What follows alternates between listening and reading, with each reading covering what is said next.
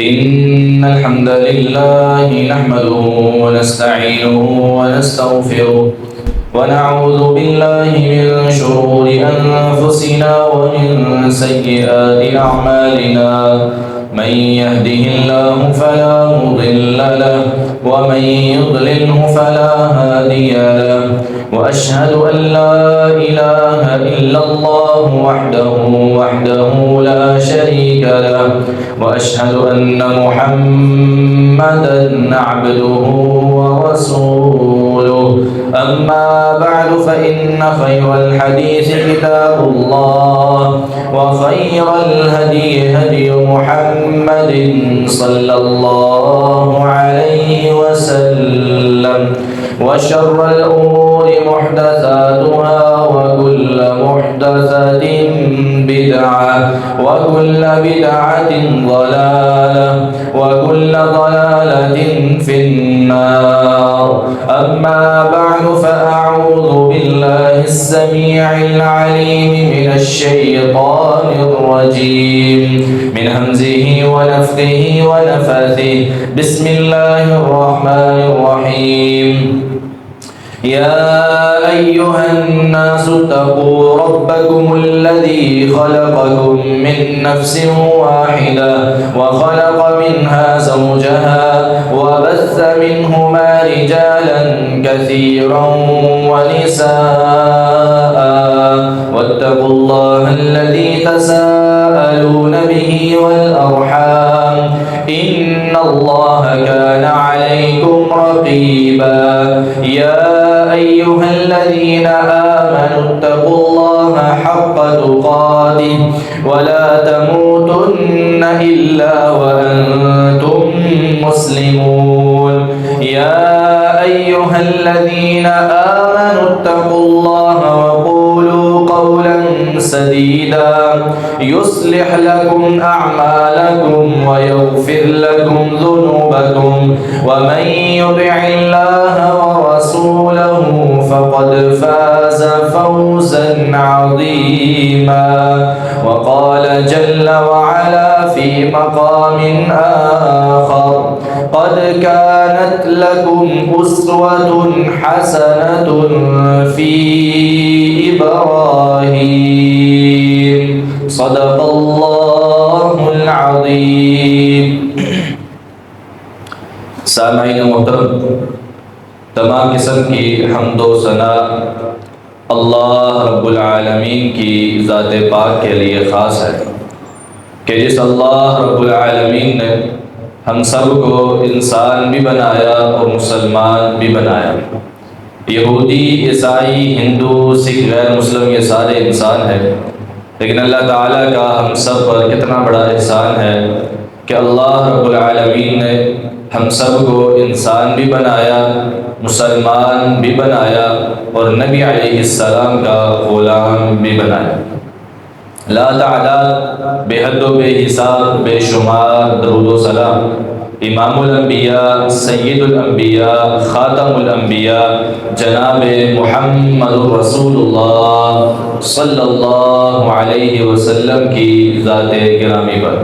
मुअज़्ज़ज़ सामईन किराम, मुअज़्ज़ज़ात सामिआत, ज़ुल्क़ादा का महीना आधा गुज़र चुका है और इससे अगला महीना ज़ुल्हिज्जा का महीना है। और ज़ुल्हिज्जा में आप सब अहबाब को मालूम है कि अल्लाह ताला ने मुसलमानों के लिए एक अज़ीम दिन, जो कि मुसलमानों की खुशी का दिन है, वो रखा है, जिसको ईदुल अज़हा के नाम पर जाना जाता है।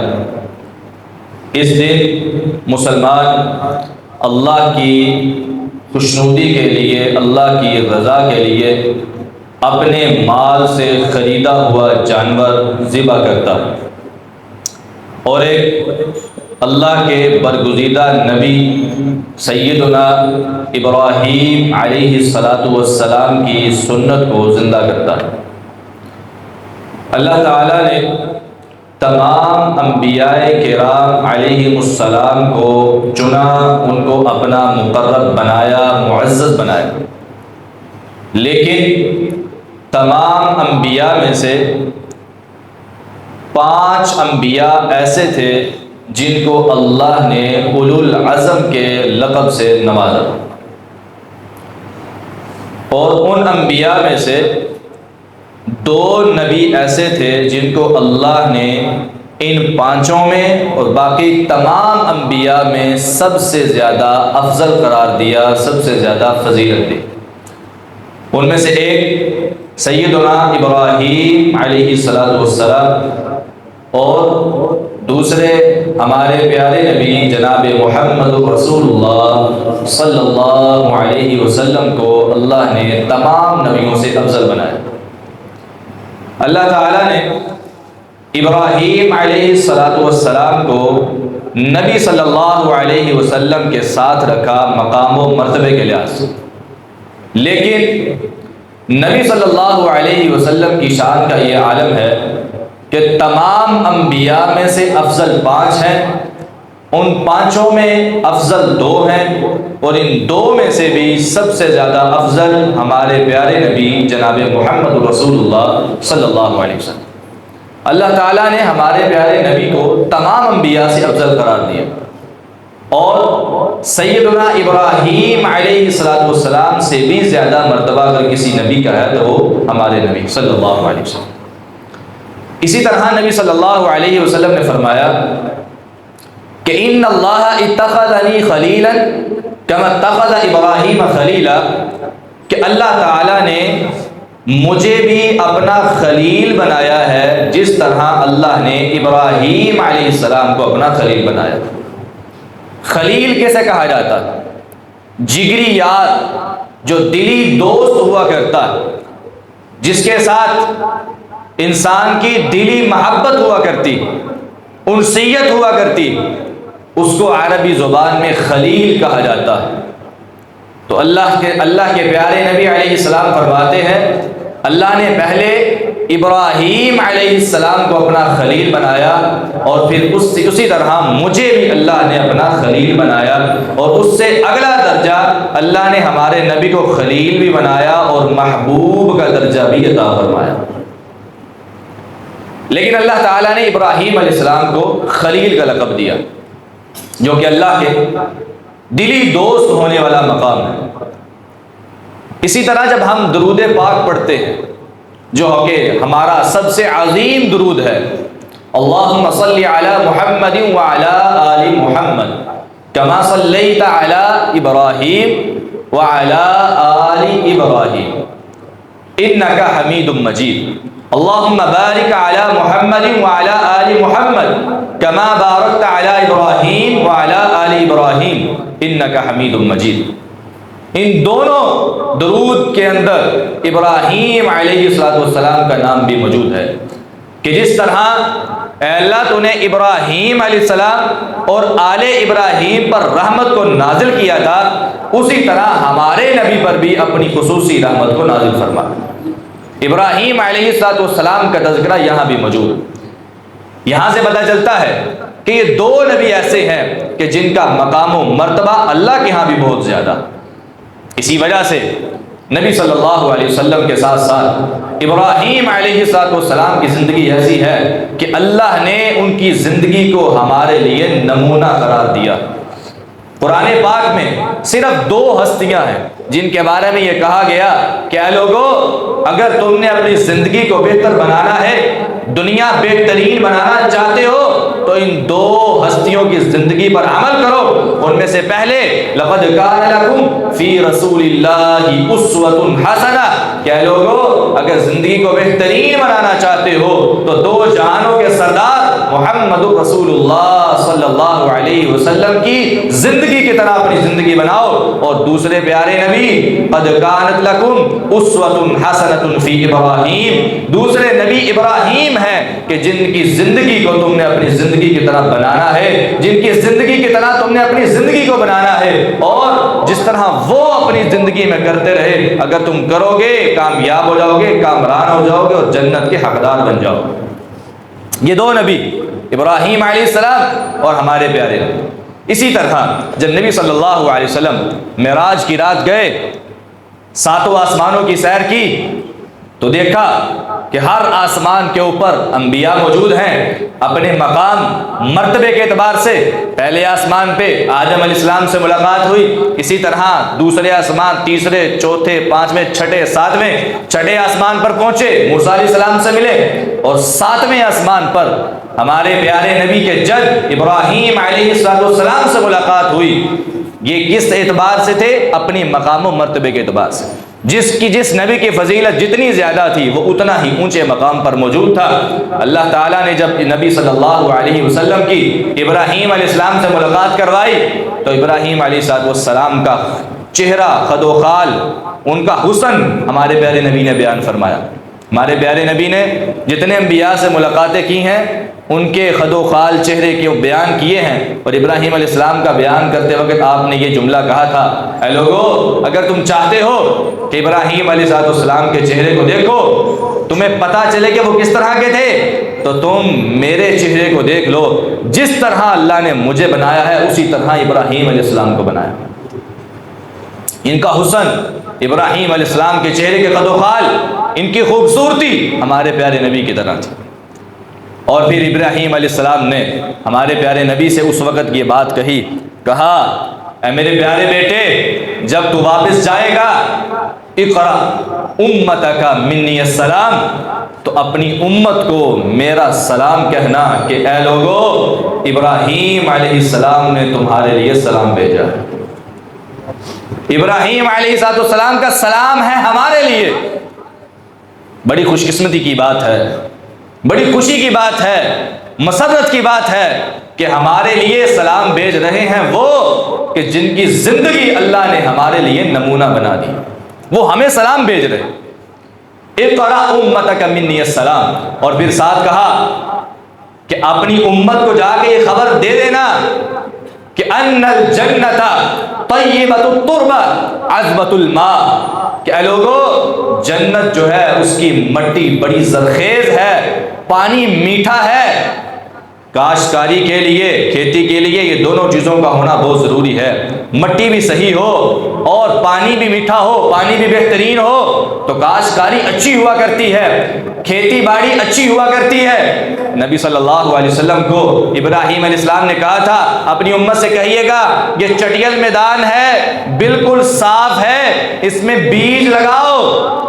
اور بیج جنت کے کیا ہیں؟ کوئی عام بیج نہیں ہے، جنت کے بیج. اے لوگو اپنی زندگی میں سبحان اللہ، الحمدللہ، لا الہ الا اللہ، واللہ اکبر، ان 4 کلمات کے ورد کو اپنا معمول بنا لو. جب قیامت کے دن آؤ گے تمہارے آنے سے پہلے اللہ جنت میں تمہارے درخت تیار کروا دے.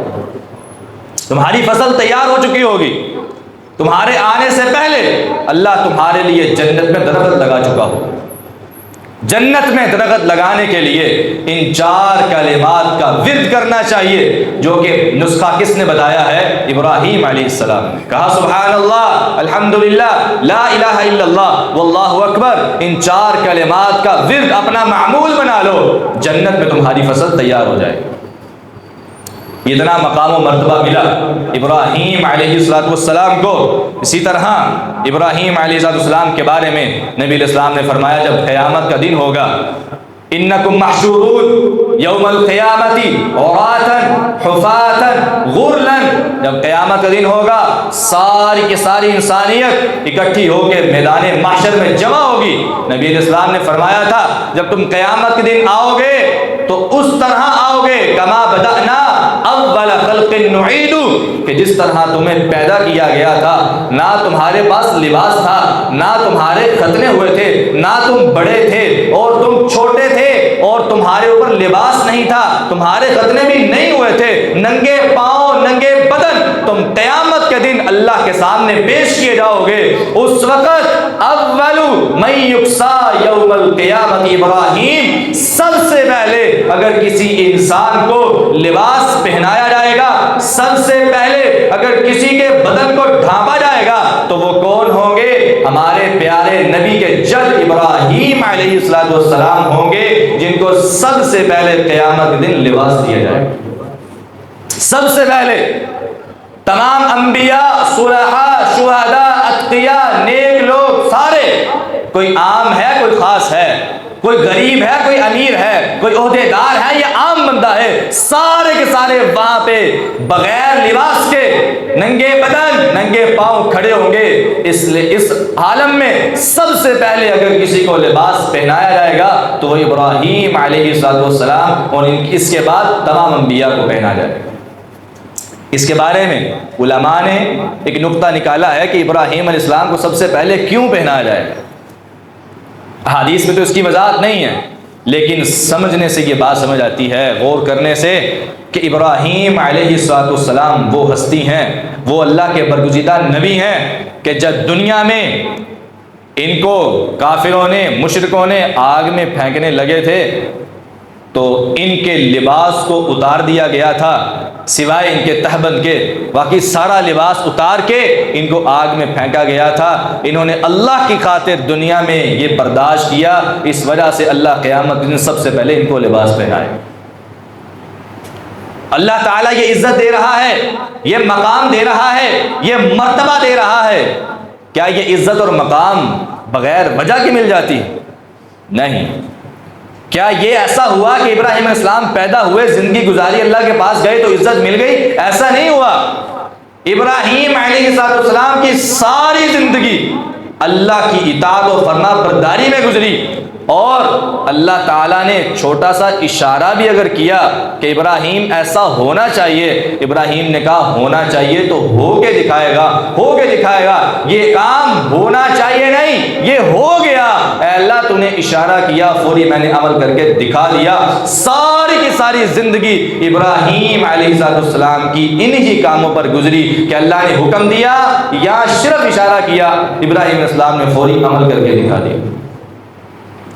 ابراہیم علیہ السلام کی زندگی کو ہمارے لیے نمونہ بنایا گیا۔ آج ہمیں ان کی سیرت پر عمل کرنے کی ضرورت ہے اور اس کو جاننے کی ضرورت ہے کہ ابراہیم علیہ السلام نے زندگی کس طرح گزاری۔ اگر ہمیں پتہ ہوگا تو ہم اس پر عمل کریں گے، اگر پتہ ہوگا، علم ہوگا تو سیرت کو اپنائیں گے۔ یہ سب سے بڑی بات ہے کہ زندگی گزارنے کے لیے صرف دو ہستیاں ایسی ہیں کہ جن کی زندگی کو فالو کرنا ہے، وہ ہمارے پیارے نبی ہیں یا ابراہیم علیہ السلام۔ آج ہمارے ہاں لوگوں میں ایک غلط فہمی پائی جاتی ہے، لوگ علماء کو اپنا آئیڈیل سمجھنے لگے، لوگ خطبہ حضرات کو، مولویوں کو اپنے لیے نمونہ بنا رہے، اور پھر جب ان سے بشری تقاضے کے تحت غلطی ہوتی ہے تو ان کے پیچھے پڑ جاتے ہیں کہ ہم تو آپ کو آئیڈیل سمجھتے ہیں، آپ کو گناہوں سے پاک ہونا چاہیے، غلطیوں سے پاک ہونا چاہیے، آپ سے کوئی بھی غلطی نہ ہو، ہم سے ہو جائے تو کوئی بات نہیں، آپ سے ہو تو ہم آپ کو نہیں چھوڑیں گے کیونکہ آپ ہمارے لیے آئیڈیل ہیں۔ یہ سوچ غلط ہے، یہ ذہن غلط ہے۔ آئیڈیل بنانے کے لیے صرف دو ہستیاں ہیں، ابراہیم علیہ السلام اور ہمارے پیارے نبی علیہ السلام۔ ان دو ہستیوں کے علاوہ صحابہ کرام کو بھی آئیڈیل نہیں بنایا جا سکتا۔ صحابہ کرام کی زندگی میں بھی گناہ موجود ہیں، صحابہ کرام معصوم نہیں ہیں، صحابہ کرام کی زندگی میں بھی غلطیاں موجود ہیں، اور اولیاء کرام کی زندگیوں میں بھی غلطیاں موجود ہیں، اسی طرح خطباء کی زندگیوں میں بھی غلطیاں موجود ہیں، گناہ موجود ہیں، علماء کی زندگیوں میں بھی گناہ موجود ہیں۔ ان سب کو آئیڈیل نہیں بنایا جا سکتا، نمونہ نہیں بنایا جا سکتا۔ اگر نمونے کے لیے کوئی ہستی انتخاب کی جائے گی وہ صرف دو ہے، یا ہمارے پیارے نبی ہیں یا ابراہیم علیہ السلام۔ یہ سوچ کو چھوڑ دیں، یہ ذہن سے نکال دیں کہ علماء ہمارا آئیڈیل ہے۔ علماء صرف وہ بات کریں جو قرآن و حدیث کے مطابق ہے، صرف وہ آپ مانیں۔ قرآن و حدیث کے علاوہ کوئی بات کریں وہ بھی آپ ماننے کے لیے پابند نہیں ہیں۔ اگر اس پر پابند نہیں ہے تو ان کے اعمال کی تو بالکل بھی پابند نہیں ہے۔ ہر انسان صرف علماء کی وہ بات مانے جو قرآن سے ہو یا حدیث سے ہو، جو وہ ریفرنس کے ساتھ بتائیں، دلیل کے ساتھ بتائیں، صرف وہ بات مانیں۔ باقی ان کے اعمال کی کسی کے اوپر کوئی پابندی نہیں ہے کہ ان کے اعمال کے پیچھے چلے، جس طرح کوئی مولوی کرتا ہے اسی طرح کرے، جس طرح کوئی عالم کرتا ہے یا قاضی کرتا ہے اس طرح کرے، ایسی بات نہیں ہے۔ اس لیے اپنے زندگی کے لیے نمونہ اگر بنانا ہے تو صرف دو ہستیوں کی زندگی کو، یا ہمارے پیارے نبی یا ابراہیم علیہ السلام، ان دو ہستیوں، کیونکہ قرآن نے ان کے لیے کہا، قرآن نے ان دونوں کے لیے کہا۔ تو ابراہیم علیہ السلام کی زندگی پر روشنی ڈالیں۔ سب سے پہلے یہ 16ویں پارے میں اللہ نے بیان کیا کہ ابراہیم علیہ السلام کا تذکرہ کریں۔ وَاذْكُرْ فِي الْكِتَابِ إِبْرَاهِيمَ إِنَّهُ كَانَ صِدِّيقًا نَبِيًّا۔ اے نبی علیہ السلام، آپ لوگوں میں تذکرہ کریں ابراہیم علیہ السلام کا، ابراہیم علیہ السلام کی سیرت کو بیان کریں، زندگی کے اہم پہلوؤں کو بیان کریں، تاکہ لوگ ان کو جاننے کے بعد ان کی زندگی کے مطابق زندگی گزاریں۔ سب سے پہلی چیز، انہو کان صدیقا نبیّا، ابراہیم علیہ السلام کون تھے؟ صدیق تھے۔ ایک ہوتا ہے صادق، سچ بولنے والا، ایک ہوتا ہے صدیق جس میں مبالغہ ہوتا ہے، ہمیشہ سچ بولنے والا۔ اور نبیّا، نبی تھے۔ اللہ تعالیٰ نے نبی کا لفظ بعد میں بولا ہے، صدیق کا پہلے بولا۔ کیا مطلب؟ کہ ابراہیم علیہ السلام نبوت ملنے سے پہلے بھی ہمیشہ سچ بولنے والے تھے۔ نبوت ملنے کے بعد تو یہ صفت اور پوری ہو جاتی ہے، مکمل ہو جاتی ہے، لیکن نبوت ملنے سے پہلے بھی ابراہیم علیہ السلام نے کبھی جھوٹ نہیں بولا، ہمیشہ سچ بولنے والے۔ ان کی زندگی ہمارے لیے نمونہ ہے، ہمیشہ سچ بولنے والے ابراہیم علیہ السلام۔ آج ہم قربانی کرتے ہیں، اللہ ہم سب کو توفیق عطا فرمائے، اور اپنے اچھے مال کی بہترین قربانی اللہ صرف اپنی رضا کی خاطر کرنے کی توفیق عطا فرمائے۔ اچھی بات ہے، کرنی چاہیے، لیکن یہ جن کی سنت ہے ان کی صرف ان کا ایک طریقہ یہ والا نہیں تھا، ان کی پوری زندگی ہمارے لیے نمونہ بنائی گئی ہے، ان کی پوری زندگی ہمارے لیے اسوہ بنائی گئی ہے۔ اور ان کا سب سے پہلا کام جو نبوت سے پہلے بھی تھا اور نبوت کے بعد بھی تھا، انہو کان صدیقا نبیّا، وہ ہمیشہ سچ بولنے والے تھے۔ آج ہمیں اس چیز کی ضرورت ہے، اس چیز کی ضرورت ہے، سچ کو اپنانا چاہیے، سچ کا ساتھ دینا چاہیے۔ ہم ہر خطبے میں یہ آیت سنتے ہیں، یا ایھا الذین آمنوا اتقوا اللہ وقولوا قولا سدیدا، ایمان والو اللہ سے ڈرو، وقولوا قولا سدیدا، اور ہمیشہ سیدھی سیدھی بات کیا کرو، سیدھی اور سچی بات کیا کرو۔ گول مول بات بھی کسی مومن کا شیوا نہیں ہے، مومن کا طریقہ نہیں ہے۔ سچی بات اور سیدھی سیدھی بات کرنا یہ ایک مومن کا طریقہ اور شیوا ہوا کرتا ہے، اور اسی کے بارے میں ہمیں بتایا گیا۔ اسی طرح ہمارے نبی صلی اللہ علیہ وسلم نے بھی جب کوہ صفا پہ چڑھ کے آپ نے اعلان کیا تھا نا، نبوت کے اعلان کرنے سے پہلے آپ نے ایک سوال کیا تھا مشرکین مکہ سے۔ کیا سوال تھا؟ هل وجدتمونی صادقا او کاذبا، اے لوگو مجھے بتاؤ کیا تم نے اس پورے 40 سال کے عرصے میں مجھے سچ بولنے والا پایا ہے یا جھوٹ بولنے والا پایا ہے؟ ابھی نبوت کا اعلان نہیں کیا، نبوت کی دعوت نہیں دی، رسالت کی دعوت نہیں دی، سب سے پہلے یہ سوال کیا کہ لوگوں بتاؤ کیا میں نے تمہارے اندر سچ بولا ہے یا جھوٹ بھی بولتا رہا؟ تو سب نے یک زبان ہو کے ایک جملہ بولا تھا، وہ کیا تھا؟ ما جربناک الا صدقا، اے محمد کریم صلی اللہ علیہ وسلم، پورے 40 سال کے عرصے میں ہم میں سے کسی ایک بندے نے بھی تمہاری زبان سے جھوٹ نہیں سنا۔ جب سچائی ثابت ہو گئی، سب نے یہ دعویٰ کر دیا کہ اے محمد صلی اللہ علیہ وسلم تمہاری زبان سے کبھی جھوٹ نہیں سنا، تب آپ نے ان کو کہا یا ایھا الناس قولوا لا الہ الا اللہ تفلحوا تملک العرب والعجم، اے لوگو لا الہ الا اللہ کہہ دو، کامیاب ہو جاؤ گے۔ تو سب سے پہلے سچائی ہے۔ ایک عالم، ایک قاری، ایک داعی اور ایک عام بندہ جو کہ مسلمان ہے، اپنے آپ کو مسلمان کہتا ہے، نبی صلی اللہ علیہ وسلم کا کلمہ پڑھنے والا، جھوٹ کیوں بولتا ہے؟ ایک ہر انسان کہتا ہے کہ یار وہ نمازی تو ہے لیکن جھوٹا بہت زیادہ ہے، یہ جملہ کیوں بولا گیا؟ ایک عام بندہ مسلمان کہلاتا ہے، اپنے آپ کو نبی علیہ السلام کی سیرت کا پابند کہتا ہے، اپنے آپ کو عاشق رسول کہتا ہے، لیکن جھوٹ بولتا ہے۔ نبی صلی اللہ علیہ وسلم نے ساری زندگی جھوٹ نہیں بولا، ابراہیم علیہ السلام نے ساری زندگی جھوٹ نہیں بولا، دونوں کی زندگی ہمارے لیے بہترین نمونہ ہے۔ اس لیے سب سے پہلے اس چیز کا اہتمام، انہو کان صدیقا نبیّا، ابراہیم علیہ السلام سچے نبی تھے، ہمیشہ سچ بولنے والے تھے اور اللہ کے برگزیدہ نبی تھے۔ اس پر ہمیں عمل کرنا چاہیے، ہمیشہ سچ بولنے کا اہتمام کرنا چاہیے۔ اللہ ہمیں اس کی توفیق عطا فرمائے۔ آگے اللہ تعالیٰ نے کہا اذ قال لأبیہ یا ابت لم تعبد ما لا يسمع ولا يبصر ولا یغنی عنک شیئا۔ سب سے پہلے دعوت کا آغاز کیا، نبوت ملی تو سب سے پہلے دعوت کا آغاز اپنے گھر سے کیا ہے، اپنے گھر سے سب سے پہلے۔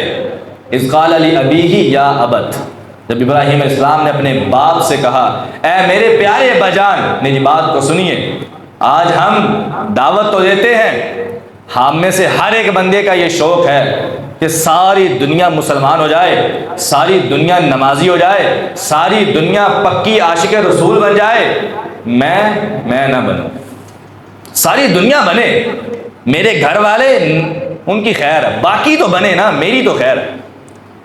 سب سے پہلے اسلام اپنے اوپر نافذ کرنا ہے، اس کے بعد اگر ضروری ہے تو گھر والوں پر نافذ کرنا ہے، اس کے بعد اگر کوئی بات فرض ہے تو پھر لوگوں کو دعوت دینی ہے۔ آج میری انگلی ایسے توڑتی ہے کہ تو ایسا کر، لیکن میں خود ایسا نہیں کرتا، یہ بات انبیاء کی سنت کے خلاف ہے، ان کے مطابق نہیں۔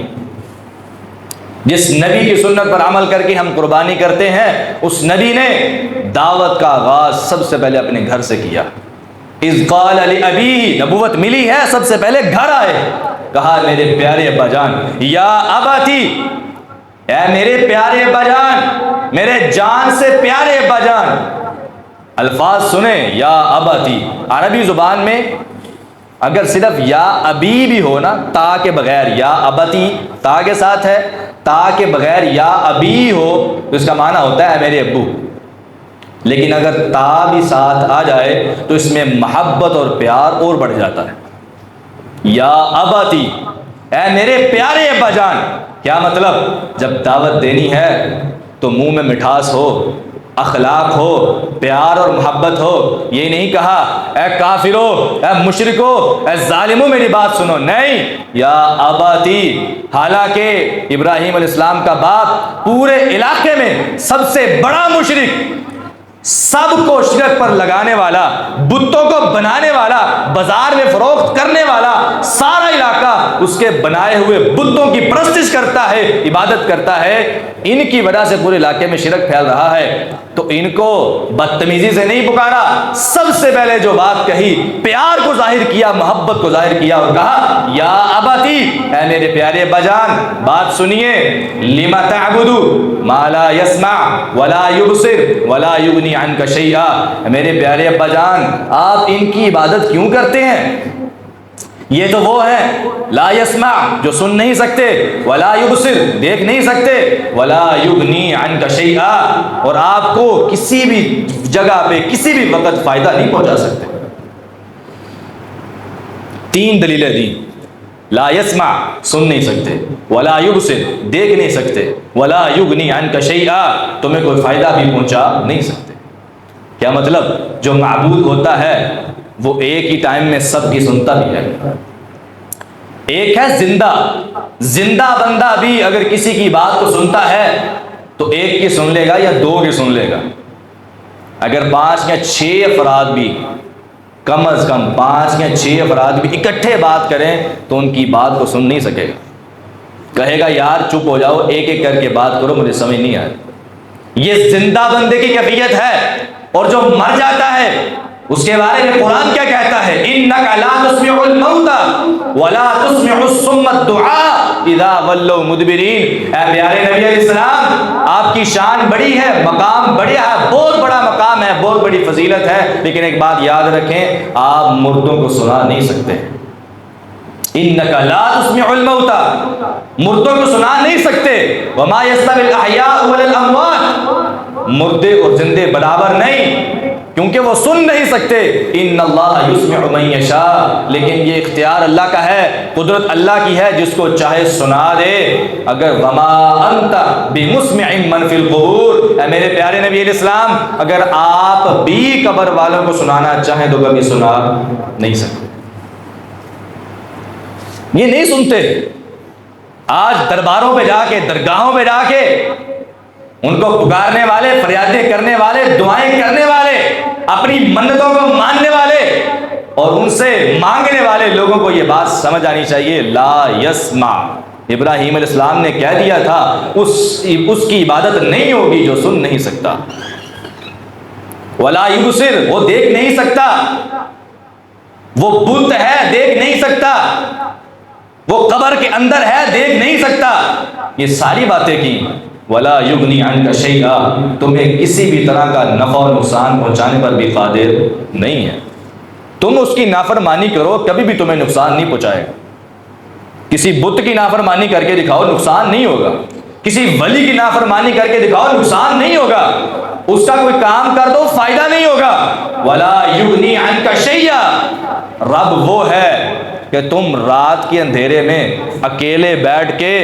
اکیلے کمرے میں تمہارے پاس کوئی نہیں، تمہیں بیماری نے تھکا دیا ہے، تم دعا کر کے کہتے ہو یا رب، ڈاکٹروں نے جواب دے دیا، حکیموں نے جواب دے دیا، لا علاج کہہ لیا، آسرا تیرا ہے، یا اللہ تو ہی شفا دے سکتا ہے، مجھے شفا دے دے۔ میرا رب کہتا ہے اس وقت بھی اگر تو مجھے پکارے گا تو میں ہی ہوں جو شفا دینے والا ہوں، میں ہی ہوں جو تمہاری بیماری کو دور کرنے والا ہوں، آج تو نے مجھے پکارا ہے، صبح ہونے سے پہلے پہلے تیری بیماری ختم نہ کر دوں، مجھے رب کون کرے گا؟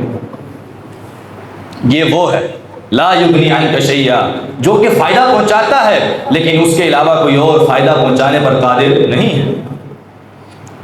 موسیٰ، اس سلیمان علیہ السلام کا واقعہ بڑا مشہور ہے، آپ نے پہلے بھی سنا ہے، اس کے اندر یہ تینوں چیزیں آتی۔ سلیمان علیہ السلام کے علاقے میں بارش آنا بند ہو گئی، اپنے علاقے والوں کو ساتھ لے کر باہر میدان میں نکلے ہیں، اس لیے اللہ سے بارش مانگتے ہیں۔ اس نماز کو صلاۃ الاستسقاء کہا جاتا ہے، شریعت میں صلاۃ الاستسقاء، بارش مانگنے کی دعا۔ میدان میں نکلے، ابھی میدان میں پہنچے نہیں، پہلے ہی راستے میں ایک قدم ٹھہر گئے، لوگوں نے سوال کیا، امتیوں نے پوچھا، اے نبی علیہ السلام ابھی تو میدان میں پہنچے نہیں، کیا بات ہے، کیوں ٹھہرے ہو؟ سلیمان علیہ السلام نے کہا لقد سقیتم بدعوت غیرکم، لوگوں واپس چلے جاؤ، تم پر بارش نازل کر دی جائے گی۔ لوگوں نے کہا تھا ہم نے تو مانگا نہیں، ہم نے تو ابھی دعا کی نہیں ہے، نماز پڑھی نہیں ہے، اللہ سے مانگا نہیں، گڑ گڑائے نہیں، دعا کی نہیں، بارش کیسے آ جائے گی؟ سلیمان علیہ السلام نے کہا تھا لوگوں تم آ رہے تھے، ہم بھی جا رہے تھے، ہم نے دیکھا راستے میں کیڑی ہے جو کہ عام حالات میں تو سیدھی چلتی ہے لیکن الٹی لیٹی ہوئی ہے، اپنے رب سے دعا کر رہی ہے، یا رب اللہم انا خلق من خلقک لیس بنا غنی عن سقیاک، یا اللہ ہم بھی تیری مخلوق ہیں، اگر سلیمان علیہ السلام تیری مخلوق ہے تو ہم بھی مخلوق ہیں، اگر ان کو پانی کی ضرورت ہے تو ہمیں بھی ضرورت ہے، یا رب ہم پر بارش نازل فرما۔ سلیمان علیہ السلام کہتے ہیں میری قوم کے لوگوں، اللہ نے ساتوں آسمانوں کے اوپر بیٹھ کے اس چیونٹی کی آواز کو سنا بھی ہے، قبول بھی کیا ہے، اور ابھی بارش نازل کرنے والا ہے۔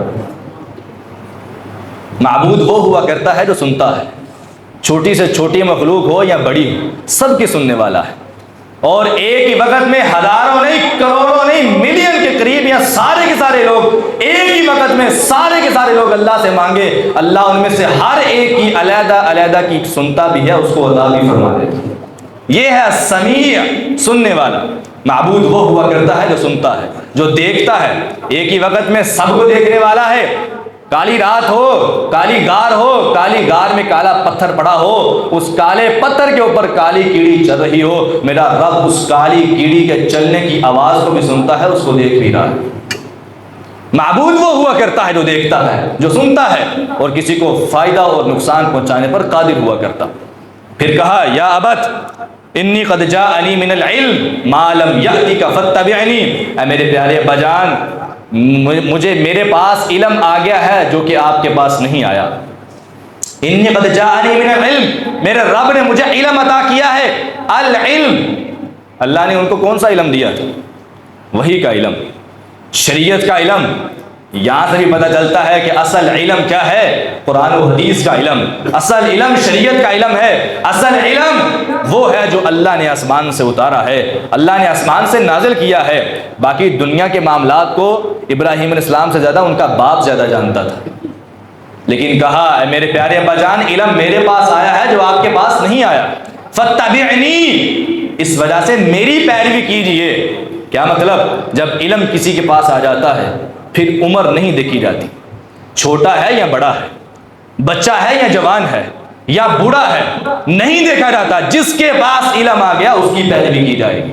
فاتبعنی اہدک صراطا سویا، اے میرے پیارے اباجان میری پیروی کیجئے، میں آپ کو سیدھے راستے پر چلاؤں گا، علم کے ساتھ، شریعت کے ساتھ، اللہ کے احکام کے ساتھ میری پیروی کیجیے۔ اور پھر کہا یا ابت، اے میرے پیارے ابا جان، لا تعبد الشیطان، شیطان کی عبادت نہ کیجیے۔ کیا شیطان کی عبادت کر رہے تھے؟ نہیں، کوئی انسان یہ نہیں کہتا کہ میں شیطان کی عبادت کرتا ہوں، مشرک بھی یہ نہیں کہے گا کہ میں شیطان کی عبادت کرتا ہوں، کافر بھی کبھی یہ نہیں کہے گا کہ میں شیطان کی عبادت کرتا ہوں۔ کیا مطلب ہے؟ مطلب یہ ہے اللہ کے علاوہ کوئی انسان کسی بھی چیز کی عبادت کرتا ہے، کسی بھی چیز پر توکل کرتا ہے یا بھروسہ کرتا ہے، وہ اصل میں شیطان کی عبادت کر رہا ہے۔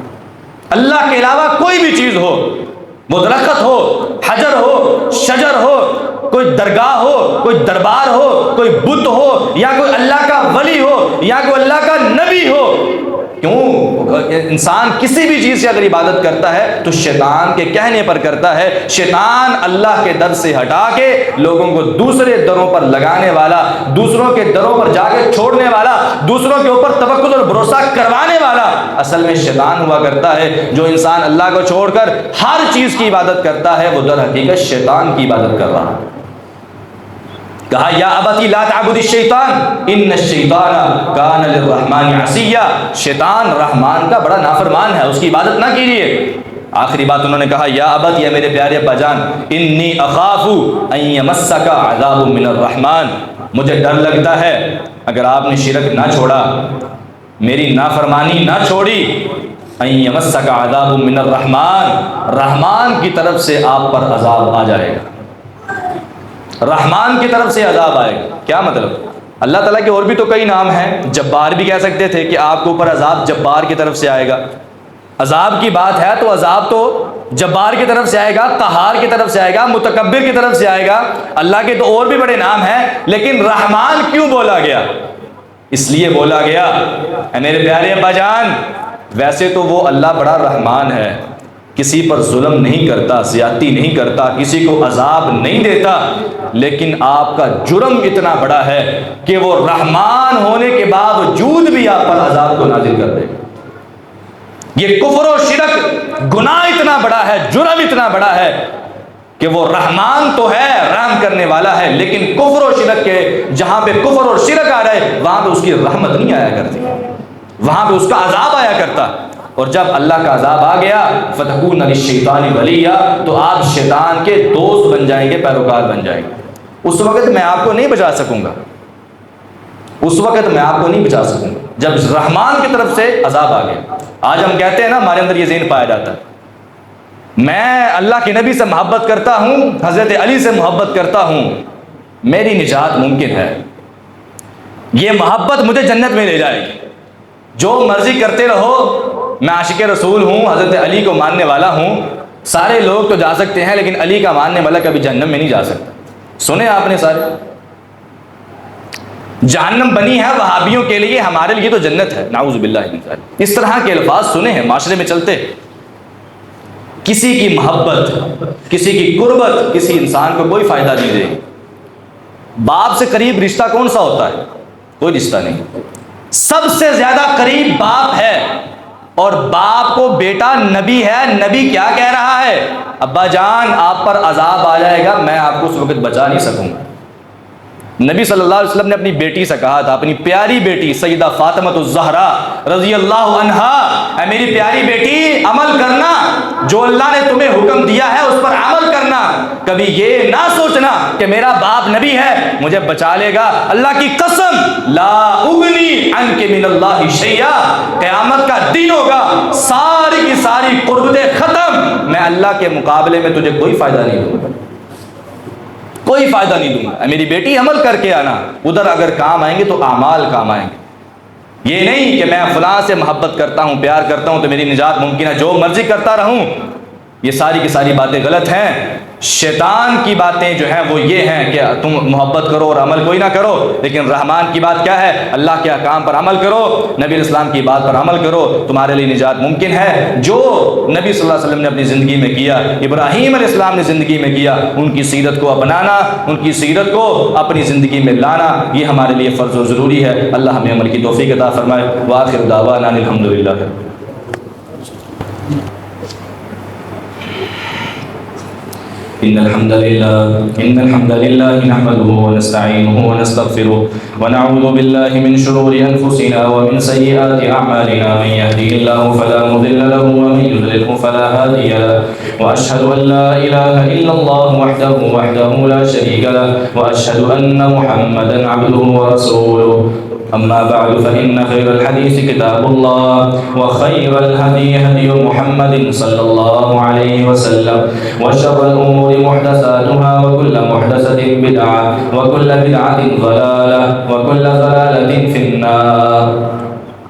جب ابراہیم علیہ السلام نے اپنے باپ آزر کو دعوت دی اور اس کو بتایا کہ اللہ کی توحید پر آ جاؤ اور شرک کو چھوڑ دو، یہ ساری باتیں جب کی تو اس کا آگے سے یہ جواب تھا، ماننے کی بجائے، تسلیم کرنے کی بجائے، اراغب انت عن آلہتی یا ابراہیم، ابراہیم کیا میرے معبودوں سے منہ پھیرنے والا ہے؟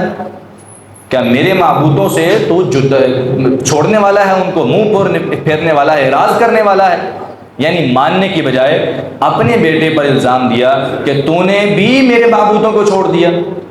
لئن لم تنتہی، اگر تو باز نہ آیا، لارجمنک، یا تو میں تمہیں پتھر مار مار کے رجم کر دوں گا، وہجرنی ملیہ، یا پھر تم میرے گھر سے نکل جاؤ، مجھے چھوڑ دو.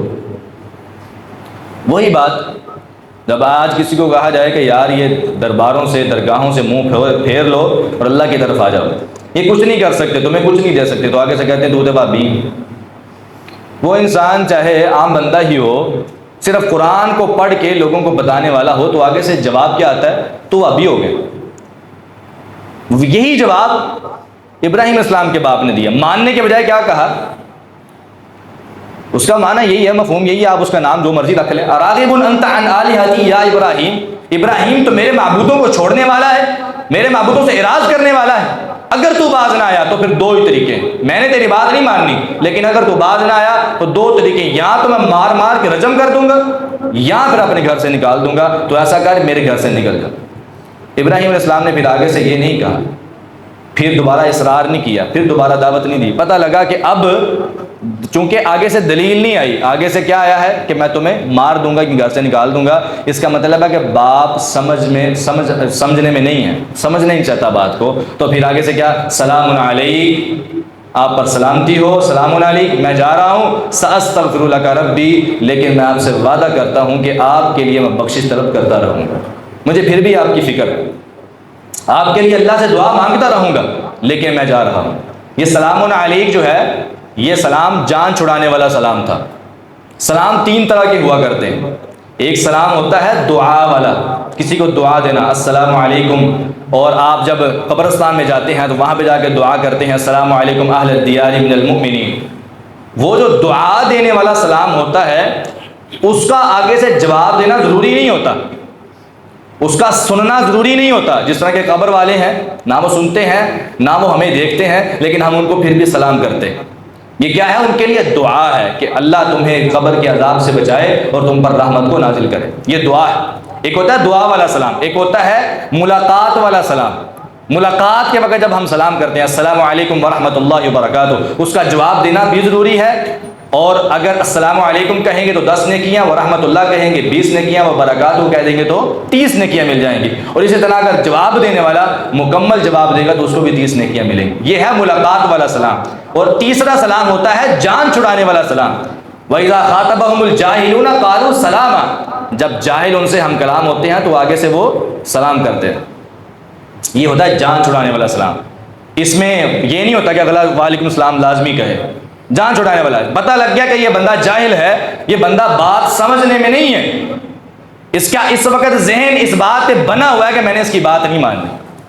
پھر اس کے بعد دعوت نہیں دینی، اس کے بعد السلام علیکم. اور اس کے لیے دعا کرنی ہے کہ اللہ اس کو دین کے لیے اس کے دل میں محبت ڈال دے، قرآن و حدیث کی محبت ڈال دے. یہ ایک داعی کا کام ہے، ایک مسلمان کا کام ہے. اور ہر وہ مسلمان جو کلمہ پڑھنے والا ہے، نبی علیہ السلام سے محبت کرنے والا ہے، اس پر یہ لازم ہے کہ ابراہیم علیہ السلام کی سیرت پر عمل کرے. جس طرح انہوں نے دعوت دی، اسی طرح ہمارا کام بھی بنتا ہے کہ ہم لوگوں میں نکلیں اور لوگوں کو نیکی کی دعوت دیں، برائی سے منع کریں. سب سے پہلے اپنے گھر سے شروع کریں. جو برائیاں، جو غلطیاں ہمارے گھروں میں ہیں وہ دور کرنے کی کوشش کریں، وہ کسی طرح کی بھی ہوں، اگر بے حیائی والی ہے، بے پردگی والی ہے، اگر شرک والی ہے، کفر والی کوئی بھی ہے، اس کو دور کرنے کی کوشش کریں۔ یہ سیرت ابراہیم علیہ السلام کی ہے اور ان کی سیرت کو اپنانے کا ہمیں حکم دیا گیا ہے۔ اللہ تعالی ہمیں عمل کی توفیق عطا فرمائے۔ بیماروں کی صحت کے لیے دعا کریں، اللہ تعالی جتنے مسلمان بیمار ہیں ان کو صحت کاملہ عاجلہ عطا فرمائے، اور جتنے موحد مسلمان دنیا سے چلے گئے اللہ تعالیٰ ان کو جنت الفردوس کا داخلہ عطا فرمائے۔ ہمارے یہاں پہ ایک نمازی بھائی ہیں، وہ مجھے بتا رہے تھے کہ میں نے مسجد میں ایک مصلے کا وعدہ کیا ہے کہ ان کی رقم ادا کرنی ہے، لیکن کاروبار بہت زیادہ ڈاؤن ہو گیا ہے جس کی وجہ سے پیسے پورے نہیں ہو پا رہے۔ اس بھائی کے لیے بھی دعا کر دیں کہ اللہ تعالیٰ اس کے کاروبار میں خیر و برکات کو نازل فرمائے اور اس کو نیکی میں زیادہ سے زیادہ حصہ لینے کی توفیق عطا فرمائے۔ ربنا ظلمنا انفسنا وان لم تغفر لنا وترحمنا لنكونن من الخاسرين ربنا آتنا في الدنيا حسنة وفي الآخرة حسنة وقنا عذاب النار اللهم اشف مرضانا ومرضى المسلمين والمسلمات اللهم اشف كل مريض ومريضة اذهب الباس رب الناس واشف أنت الشافي لا شفاء إلا شفاؤك شفاء لا يغادر سقما اللهم اغفر لنا ولجميع المسلمين والمسلمات وللمؤمنين والمؤمنات للأحياء منهم والأموات اللهم طهر قلوبنا من النفاق وأعمالنا من الرياء وألسنتنا من الكذب وأعيننا من الخيانة فإنك تعلم خائنة الأعين وما تخفي الصدور سبحان ربك رب العزة عما يصفون وسلام على المرسلين والحمد لله رب العالمين۔